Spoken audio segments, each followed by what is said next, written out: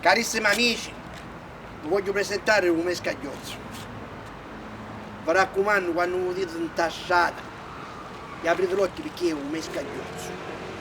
Un figliolo ancora è picciottetto, insomma, che beve, è tosticetto, però leggio. E come all'aburo, l'aburo prima è picciriggio, poi si fa ranno, si fa i rami, e un figliolo sa la strada che va a fare. Che vi raccomando, state attenti a chi che facete quando mi dite intasciata.